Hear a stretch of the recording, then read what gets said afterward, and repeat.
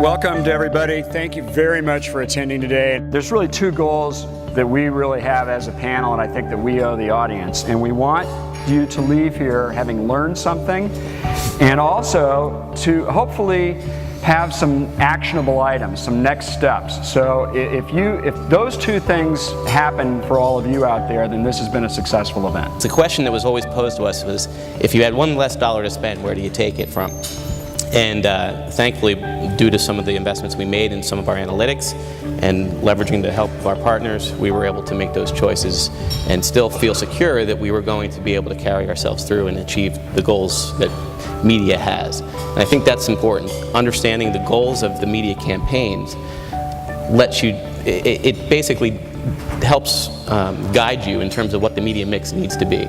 For some, it was a survival year. For other brands, they really went for it. And the recession was probably the best thing ever for digital media.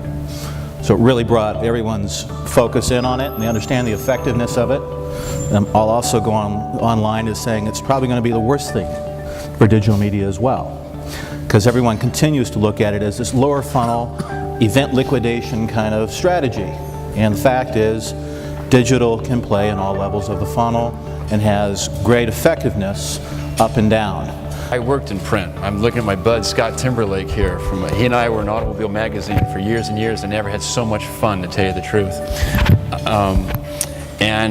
At that time, Automobile Magazine, the four key enthusiast books, obviously we could always meet with the top executives and the people at the agencies because they wanted to hear what we had to say. There was also a relationship. I was in PR with Honda and Acura for years and years, so there was a duality there. There was a joint relationship. Print media obviously took a huge hit, but I'm following it closely with the iPad and the Kindle. There's a huge opportunity for print to rebound, and not just because it's like Dave said, there's this eye candy, but because it's trackable. What people are doing on those pads, we will be able to record their behaviors and follow them, and that's how print's going to be able to monetize their product, so people actually get the content they want when they want it.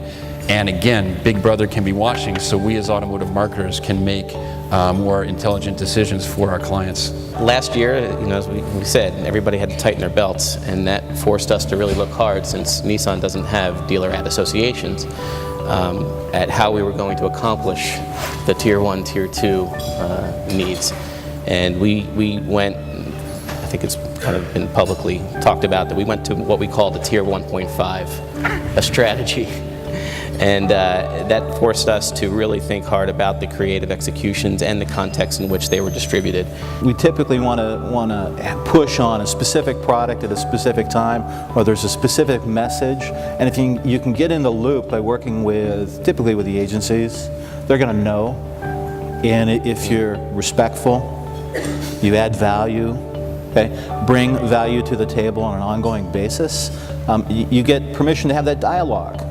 And you may not get compensated for all of it up front, but in the long term, as you build a relationship, okay, it means you always have an open door, and you understand what buttons to push when you come in that door.